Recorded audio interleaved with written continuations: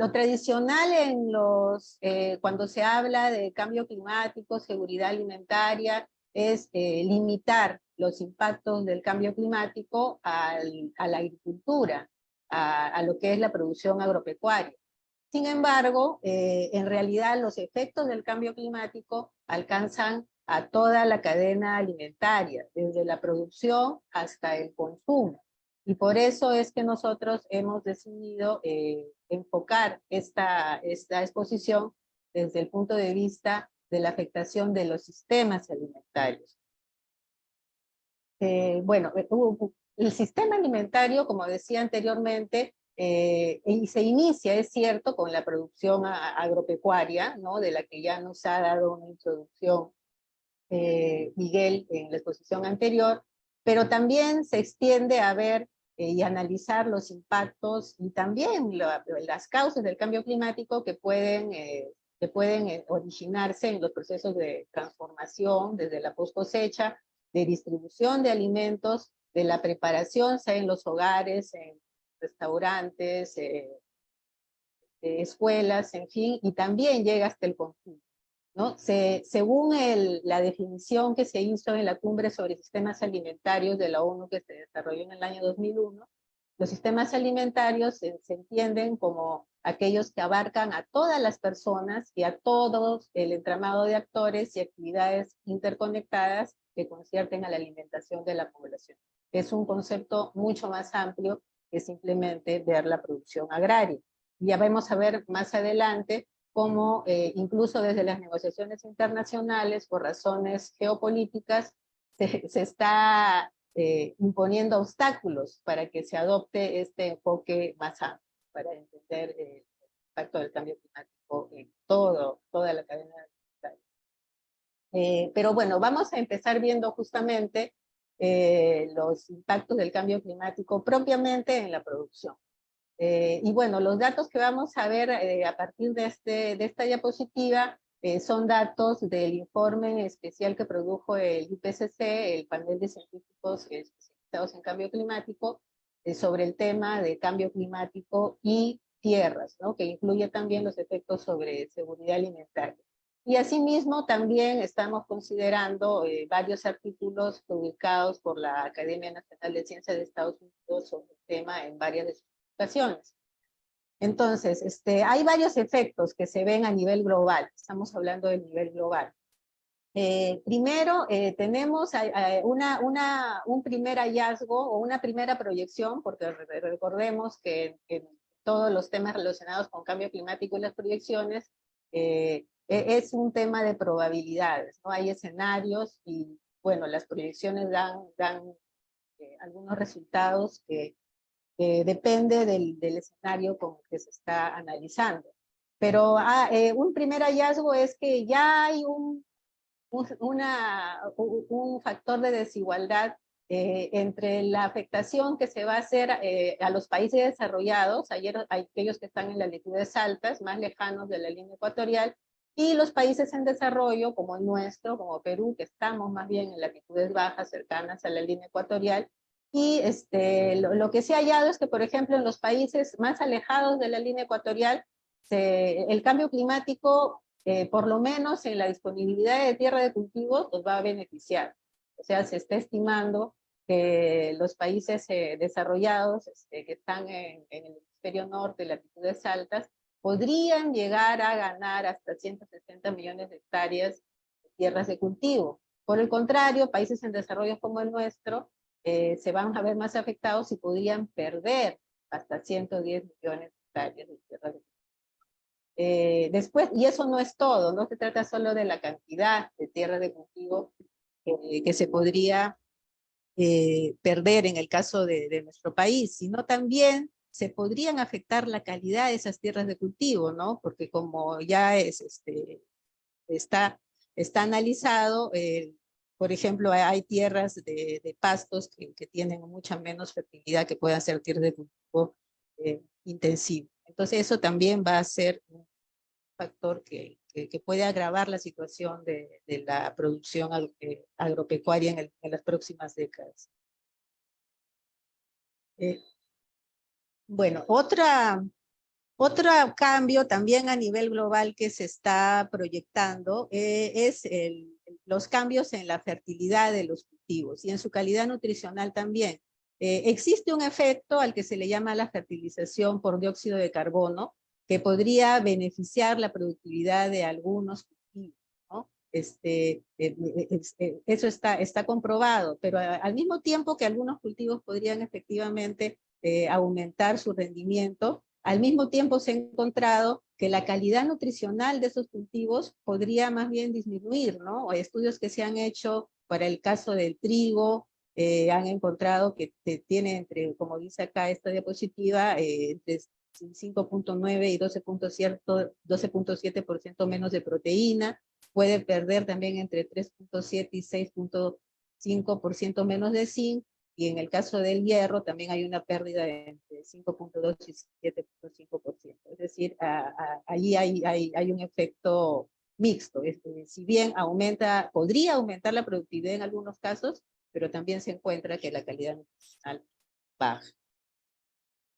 Después, otros efectos que ya van más allá simplemente de la producción, y como aquí estamos viendo más bien los efectos en la salud y en el consumo de alimentos, podemos ver que los aumentos de las temperaturas también podrían aumentar la frecuencia de las intoxicaciones alimentarias, ¿no? Esto por el aumento de la cantidad de supervivencia de patógenos en cultivos, ganados y medio ambiente. Esos patógenos se pueden transmitir más fácilmente a los alimentos justamente por el factor calor y humedad, y la exposición humana también a los patógenos aumenta.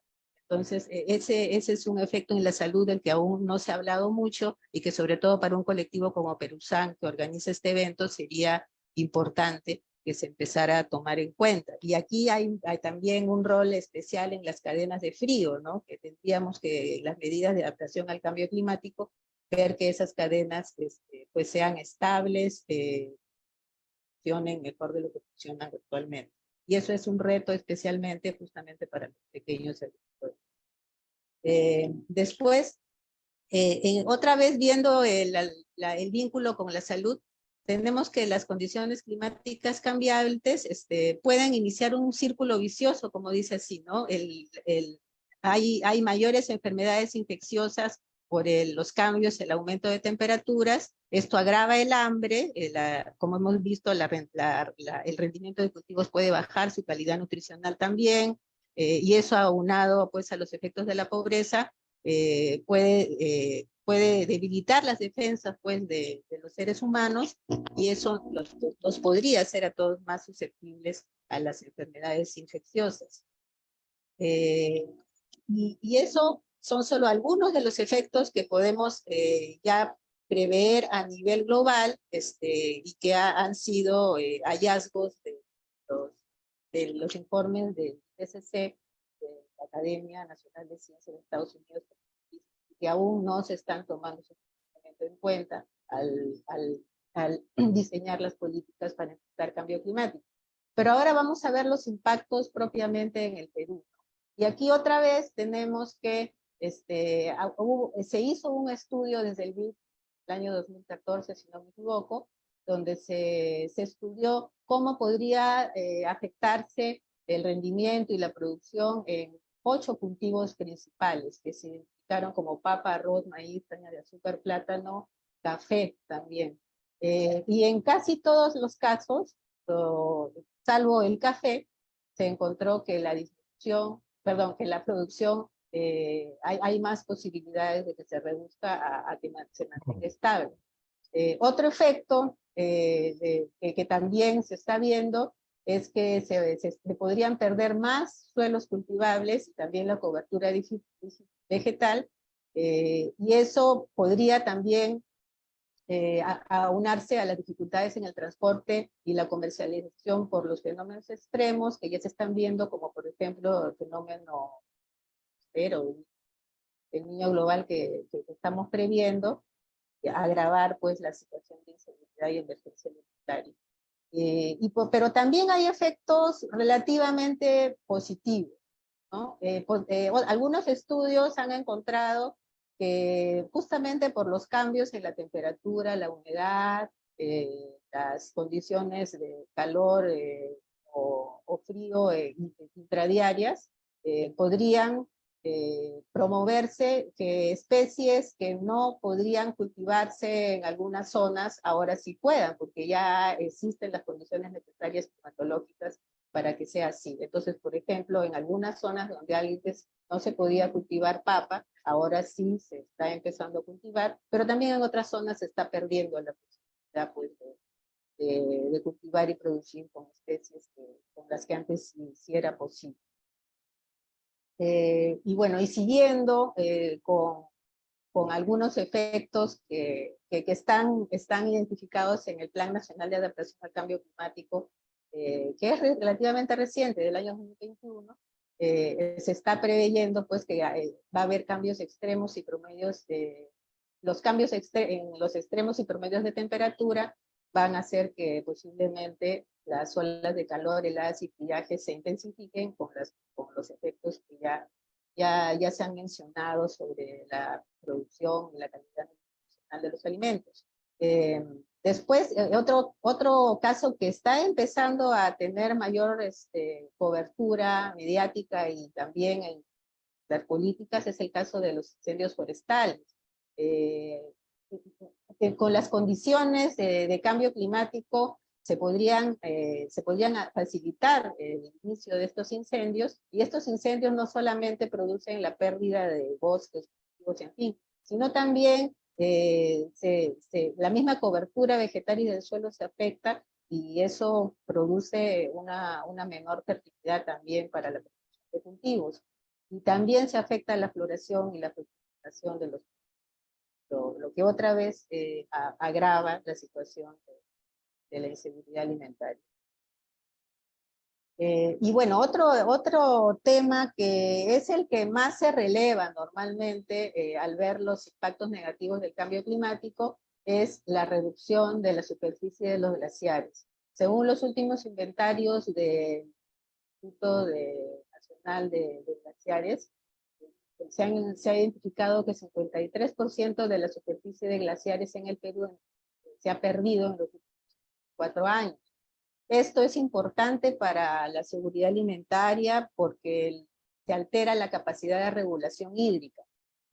Normalmente, durante la época seca, sobre todo pues en la vertiente occidental de los Andes, la disponibilidad de agua, sobre todo para los pequeños agricultores, depende del líquido, de elementos que puedan ir soltando los glaciares, pero si esos glaciares poco a poco se van desapareciendo, simplemente cada vez va a ser más difícil que, por ejemplo, los pequeños agricultores puedan contar con el agua de los ojos, o que por ejemplo, los productores de camélidos puedan también contar con los bofedales que alimentan a los animales en estas épocas. Y bueno, también otro problema es que mientras estén los glaciares emitiéndose, pues aumenta la posibilidad de que se formen lagunas que puedan ser parte de causa algunos desastres por avalanchas y deshielos que puedan estar ocurriendo. Y otro tema que también tiene que ver con la deglaciación es que el caudal de los ríos se afecta. En el caso del caudal del río Santa, por ejemplo, ya muestra una tendencia creciente del 30%, como dice acá. Y eso es algo que, por ejemplo, no están considerando los proyectos de irrigación de la costa. En estos momentos se está presionando para que se inicie la tercera etapa de Chavimochi. Pero Chavimochi toma las aguas del río Santa, que como vemos están disminuyendo por lo menos en la época más seca, y no solamente Chavimochi, el proyecto que quiere tomar agua del río Santa, también el proyecto Chinecas quiere tomar agua del río Santa, ¿no? Entonces se produce una competencia por el recurso hídrico que pareciera que no se está tomando en cuenta. Y bueno, y como ya mencionó Fernando, y yendo un poco más allá de la producción agraria, está el tema de desperdicio de alimentos. Según proyecciones a nivel internacional, como estamos viendo en este gráfico, si la pérdida y desperdicio de alimentos fuera un país, estuviéramos viendo los gases de efecto invernadero que producen, pues representaría el 4.4% de las emisiones, estaría en el tercer lugar a nivel mundial. Y en el caso del Perú, pues también tenemos algunos estudios que se han hecho, como este que estamos viendo acá publicado en la revista Sustainability, pues se encuentran que el porcentaje de desperdicio y pérdidas de alimentos llega al 5% o 26% en la producción agrícola, en cosecha y almacenamiento llega casi al 18%, en procesamiento y empaque ya al 28%, en la fase de distribución ya al 13%, y en el consumo también hay un desperdicio de alimentos de casi el 16%. Y aquí tenemos un cálculo de la pérdida, ¿no? En cada grupo de productos. Y ahí tenemos, pues, que en el caso de frutas y verduras, como vemos acá, se está en este momento dando pérdidas de hasta el 44% del total, seguido por raíces y tuberosas, que tiene casi el 22% de pérdidas, y bueno, cereales, que tienen 16% casi, y peces y mariscos que tienen 10.5% casi. Y todavía no se está tomando conciencia ni medidas para disminuir esa pérdida y desperdicio de alimentos, ¿no? Que es un tema que nosotros como colectivos de sociedad civil deberíamos relevar. Y el problema es que las políticas macroeconómicas y de desarrollo agravan estos problemas, ¿no? Incluso las políticas sectoriales, como las que puede tener el Midagri, a veces agravan la vulnerabilidad de la agricultura al cambio climático. Y promueven como que los consumidores y los mismos agricultores continúen dependiendo de un sistema agrario, agrícola y alimentario insostenible, por ejemplo, promocionando la sobreexplotación del agua, el uso indiscriminado de pesticidas y no controlando pues estos hechos. Y tenemos, como decimos acá, también, además de la sobreexplotación de recursos naturales, el sistema de producción agraria, y también, como vimos, que va hacia la cadena de distribución con desperdicio de alimentos y servicios también en la distribución y en el consumo, llega a contaminación de fuentes de agua, del suelo, del aire, y también otras políticas que ya se relacionan más con lo ambiental, promueven relaves mineros y derrames de petróleo que también contaminan. Todo esto contribuye a agravar el problema de la vulnerabilidad al cambio climático. Y bueno, y también algunas prácticas de producción en cuanto a producción de arroz, uso de fertilizantes también agravan la vulnerabilidad al cambio climático y contribuyen además a las emisiones de gases de efecto invernadero. Desde el punto de vista del comercio, como digo, también el sistema y las políticas macroeconómicas están impulsando en cierta medida las pérdidas de agrobiodiversidad, porque los mercados normalmente le piden a los productores reducir su producción a 4 o 5 variedades, por ejemplo, de papa que tienen mayor aceptación en el mercado, ¿no?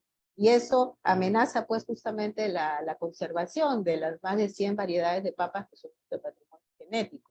Eso es algo que tampoco se está discutiendo y viendo cómo se puede contrarrestar. Ahora vamos a pasar rápidamente porque faltan 5 minutos. Y ahora vamos a ver algunas respuestas internacionales. En las COPs, en las reuniones donde los países se reúnen todos los años para tratar de llegar a acuerdos para enfrentar el cambio climático, recién hace unos 4 o 5 años se está viendo el tema de la agricultura y cómo enfrentarla. Pero aquí hay una resistencia, sobre todo de países como Brasil, como la India, a ver el tema de la agricultura desde el punto de vista de los sistemas alimentarios y también a contribuir a la mitigación. Entonces, nosotros como Perú, como una de las partes de la convención, también deberíamos ver cuál va a ser nuestra posición en este tema internacional. A nivel nacional tenemos las contribuciones nacionalmente determinadas, que son compromisos justamente a nivel internacional de cómo el Perú va a enfrentar el cambio climático tanto en adaptación como en mitigación. En el caso de agricultura, tenemos casi 50 medidas, no las vamos a ver aquí, bueno, no las vamos a ver una por una, pero tienen que ver con conservación del suelo, con conservación del agua y regularización de la disponibilidad de recursos hídricos, para el tema de adaptación y para el tema de mitigación también se trata pues de emitir menos gases de efecto invernadero cuando se produce arroz, que haya menos deforestación y en fin, son en total más de 40 medidas en este sentido que están bajo responsabilidad del Ministerio de Agricultura sobre todo, ¿no? Pero también con la participación de gobiernos locales, regionales y otros sectores.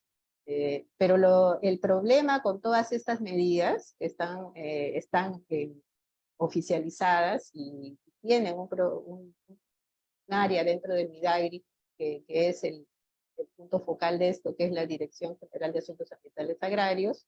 El problema que le vemos es que se basa en lo que ya hace el Ministerio, en lo que ya hacen los gobiernos locales y regionales. Se ha levantado un inventario de lo que se hace y eso no ayuda a que se pueda, como se dice, aumentar la ambición y hacer lo que realmente se necesita. En el fondo, con este enfoque de hacer un inventario de todo lo que ya se hace y ponerle la etiqueta de aquí, así se hace en adaptación y mitigación del cambio climático, estamos perpetuando la forma en que se han venido haciendo agricultura y se ha venido viendo la cuestión alimentaria desde hace décadas y que ya vimos que está fallando.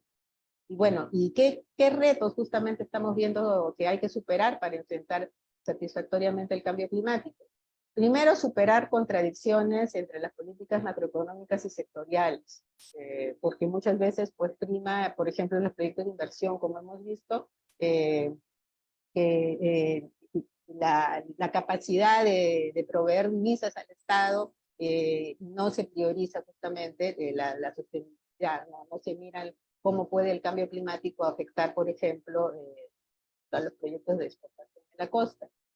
Tampoco se está prestando suficiente atención al presupuesto que se le asigna a esto. Como digo, está basado en lo que ya se hace y es un presupuesto muy escaso e insuficiente. Tampoco hay información actualizada como para tomar decisiones fundamentadas. Nuestra red de estaciones hidrológicas y meteorológicas tiene un gran porcentaje de equipos malogrados.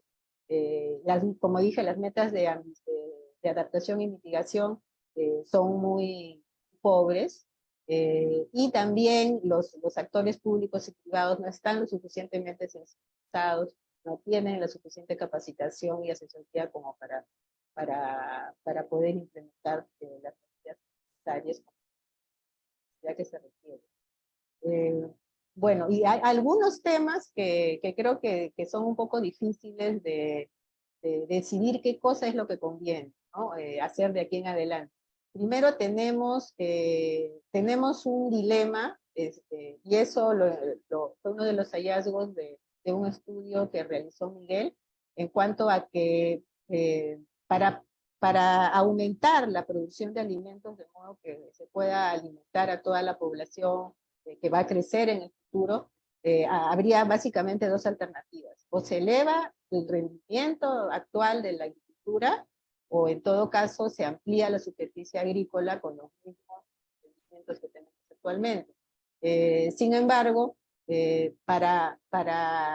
si se amplía la frontera agrícola, que es la segunda alternativa, pues lo más probable es que se tenga que ampliar en la Amazonía o se tengan que abrir más tierras de cultivo, habilitar más tierras de cultivo en la costa, que como ya hemos dicho, tiene el problema en la Amazonía de producir deforestación y en la costa de fomentar la sobreexplotación del recurso hídrico.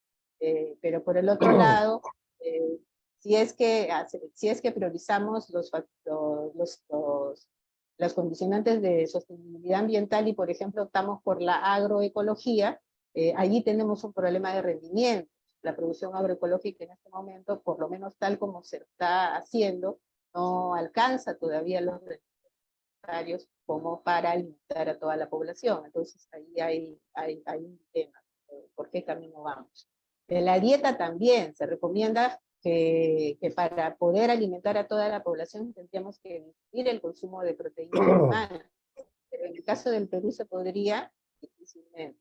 Y en el caso del comercio internacional también, ya estamos empezando a ver algunas condicionantes de los países que compran nuestros productos para que nosotros peruanos produzcamos, por ejemplo, productos libres de deforestación.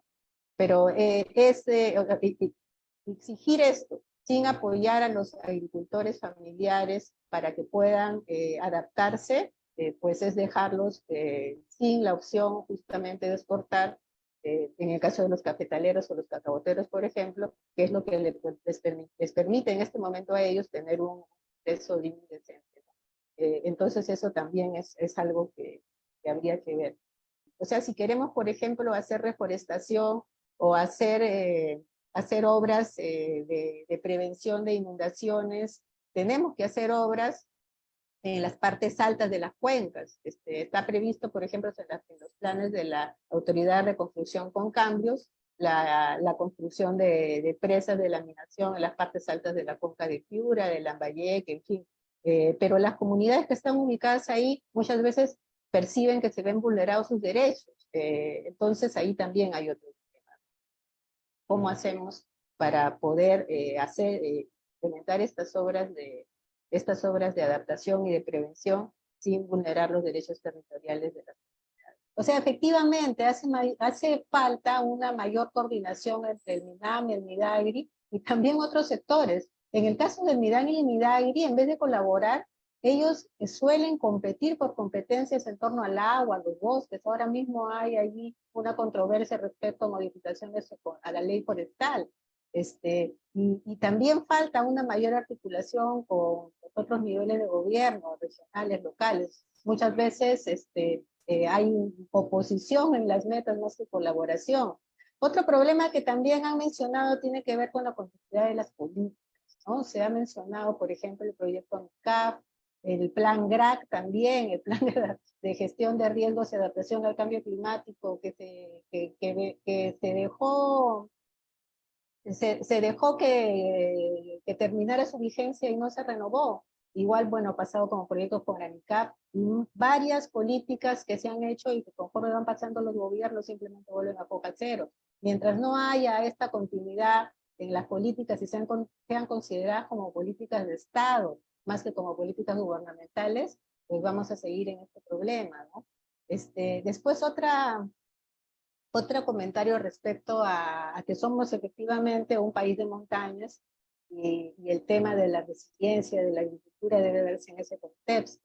La adaptación de los agricultores, sobre todo los agricultores más vulnerables, es espontánea actualmente, ¿no? Tiene casi nula asistencia del Estado. Los servicios del Estado para los agricultores más vulnerables, sobre todo los que están en alta montaña y tienen menos, pues, que están en la categoría de agricultura de subsistencia, no se priorizan ni por el nivel nacional de gobierno y tampoco por los gobiernos regionales locales. Efectivamente, estamos de acuerdo en que es necesario trascender el enfoque asistencialista que se evidencia pues, en los bonos, y más bien habilitar espacios de participación activa para que los agricultores también puedan justamente tomar iniciativa en las medidas de adaptación. Como se ha dicho, ellos tienen conocimientos y prácticas exitosas para los territorios en que ellos habitan y producen, pero que sin embargo no son escuchadas. Y para esto otra vez se ha hablado también de las condiciones habilitantes que son parte también esencial para poder implementar exitosamente las NDCs, ¿no? Porque la medida técnica propiamente, sea de conservación de suelo, sea de agua, etcétera, pues no va a ser efectiva si no tiene una implementación efectiva y soporte de servicios de asistencia técnica, asesoría, financiamiento, que le den apoyo, ¿no? Y esas son las condiciones habilitantes y es algo a lo que falta prestar mayor atención. Lo mismo, estamos también de acuerdo con que es necesario recoger las experiencias que han desarrollado los propios productores, propias tecnologías, e incorporarlas en una agenda de investigación para la adaptación y mitigación del cambio climático, que no solamente vea las transferencias de tecnologías de lo que pueda haber sido desarrollado en otros países o en las universidades, sino, como decíamos antes, que también recoja los conocimientos tradicionales. También el tema de la agricultura como driver de deforestación. Estamos de acuerdo, hay evidencia de que efectivamente la agricultura es uno de los principales, la agricultura migratoria es uno de los principales drivers, pero hay que reconocer que esto tiene su origen en la expulsión desde los lugares de origen de estos agricultores, donde no encuentran las condiciones como para producir y tener medios de vida que le permitan tener una vida digna, ¿no? Entonces se ven casi obligados a migrar, sea a la Amazonía, donde efectivamente puede agravarse el tema de la deforestación, como a la costa, ¿no? Donde se agrava el problema pues, del hacinamiento en las ciudades. Entonces las medidas que se tienen que tomar allí es ver qué se necesita para que se produzca en sus sitios de origen